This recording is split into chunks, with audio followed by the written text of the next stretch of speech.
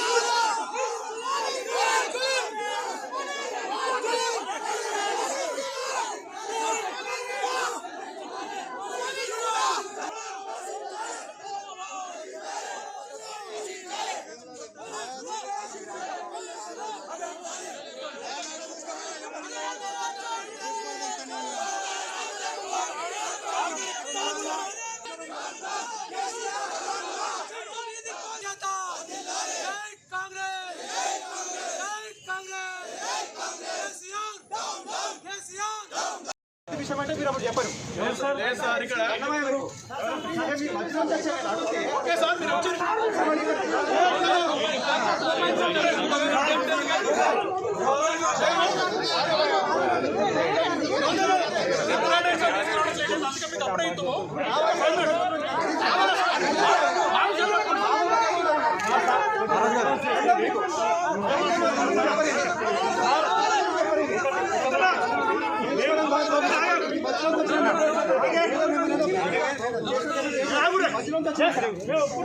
ఇప్పుడు మళ్ళీ ఎవరు మిమ్మల్ని పట్టించుకున్నట్టు రావాలి మేము చేసినట్టు ఏంటి అవసరం బాబు దీనికి మర్యాద ఇది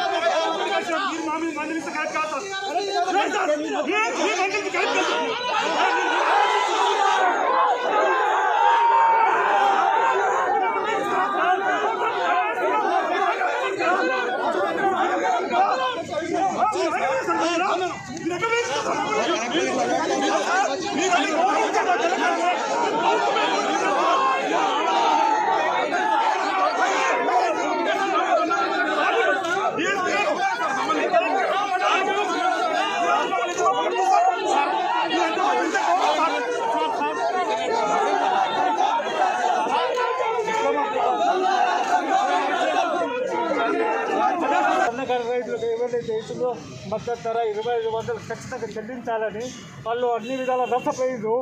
వాళ్ళకు ధాన్యం అంతా కాటు దోమ కాటుతో ఈ సన్న కాటు దిబ్బతో ఏదైతే వేసిందో దిగుబడి కూడా తక్కువ వచ్చింది. రైతులను పనిచేస్తామని కాకుండా వేస్తే అట్లా 5,000 వచ్చి 25,000 తీసుకోవచ్చు. 20,000 నష్టపోతున్న వాళ్ళని ఆదుకోవాలి, నష్టపోరాలి, వాళ్ళని ఆదుకోవాలని చెప్పి మేము చూస్తాను. రైతులు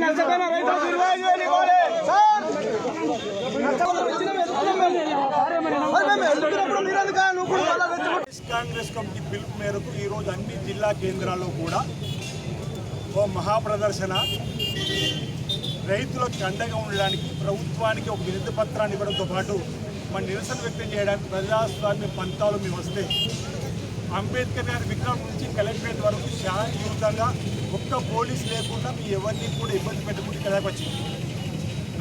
రావడమే కేటీఆర్ మెప్పు కోసం అనుకుంటా,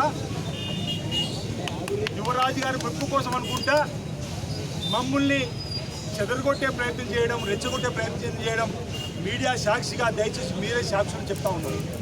ఈరోజు కడుపు మండిన అన్నదాత కొరకు, కడుపు మండిన అన్నదాత ఈరోజు కలెక్టర్ కార్యాలయం దగ్గరకు వచ్చి, అయ్యా కేసీఆర్ గారు మీరు అన్నారు సన్నపోట్లు వేయమని, మీ మాట మీద గౌరవంతో మీ సన్నపోట్లు వేస్తే ఈరోజు దిగుబడి తగ్గిపోయింది, మద్దతు ధర లేదు, 2500 కొన్న ఆడికి అంటున్న పరిస్థితుల్లో వారికి అండగా ఉండడం తప్ప మేము అని అడుగుతా ఉన్నాం. ఈరోజు రైతు తరఫున ధర్నాకు వస్తే, రైతు తరఫున మేము కలెక్టరేట్కి వస్తే ఈ విధంగా తోపులాట్లని అడుగుతున్నాం. కార్యకర్త అంటున్న ఉన్నతాధికారి మీ అమ్మ అనే పదాన్ని సంబోధించి కూడా బాధపడుతున్నాడు. ఇక్కడే ఉన్నాడు ఆ నాయకుడు. ఏం ఎవరికి మీరు ఈరోజు బుద్ధి చెప్తారని చెప్పి అడుగుతా ఉన్నా. ఫ్రెండ్లీ పోలీస్ అంటారు, మీ అమ్మ అనే పదం ఎలా వచ్చింది మీ నోట్లకి అని అడుగుతా ఉన్నా. కార్యక్రమం అది కూడా పట్ట పగలు ఇంతమంది చూస్తున్నారు. మమ్మల్ని బెదిరింపు, జిల్లా అధ్యక్షుడు బెదిరింపు చేసే కార్యక్రమం, మేము మాట్లాడతాం మా మీద బెదిరింపు చేసే కార్యక్రమం.